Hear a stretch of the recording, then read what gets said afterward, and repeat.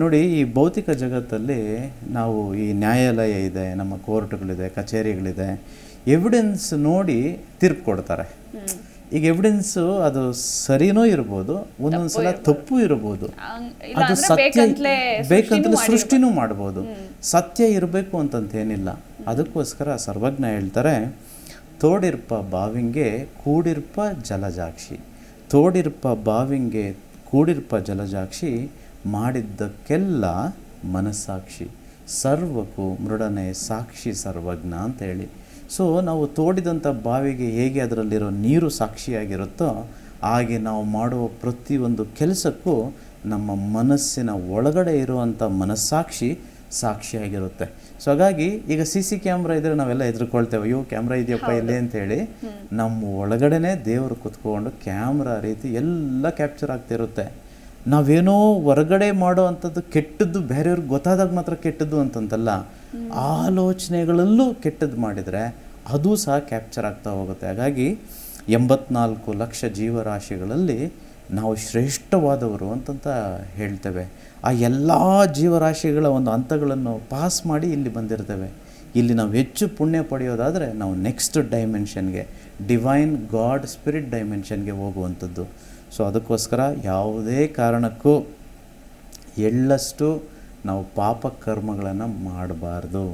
ವಿಶೇಷವಾಗಿ ಈ ದುಡ್ಡಿನ ಒಂದು ವಿಚಾರಕ್ಕೆ ಬಂದಾಗ ತುಂಬ ಜಾಗ್ರತೆ ಇರಬೇಕು. ಐ ಲಿಟ್ರಲಿ ಮೀನ್, ನಂದು ವ್ಯಾಪಾರ ಇದೆ, ನಂದು ಬಿಸ್ನೆಸ್ ಇದೆ. ಈಗ ನನ್ನ ಬಗ್ಗೆ ಯಾರ್ಯಾರು ಗೊತ್ತಿದೆಯೋ ಅವರು ನನ್ನ ಬಿಸ್ನೆಸ್ನ ಬಂದು ನೀವು ಚೆಕ್ ಮಾಡಿ. ನಮ್ಮದು ಹೋಟೆಲ್ಸ್ ಇದೆ, ನಂದು ಪೆಟ್ರೋಲ್ ಬಂಕ್ ಇದೆ.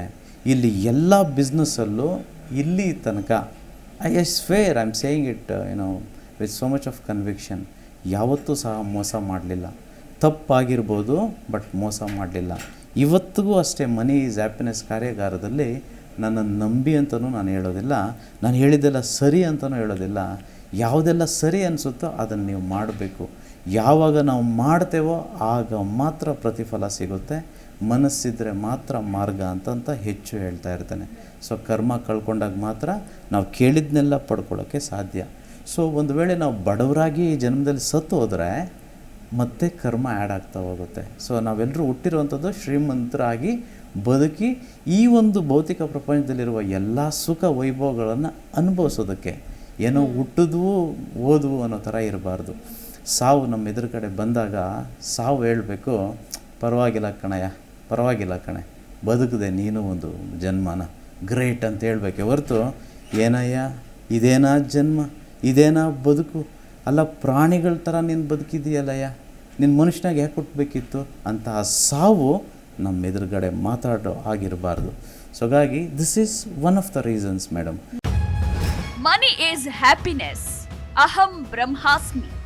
ಈ ವಿಶೇಷ ಕಾರ್ಯಕ್ರಮದ ಸಂಪೂರ್ಣ ವಿಡಿಯೋ ನೋಡಿದ್ರೆ ಮಾತ್ರ ನಿಮಗೆ ಎಲ್ಲವೂ ಅರ್ಥವಾಗುತ್ತದೆ.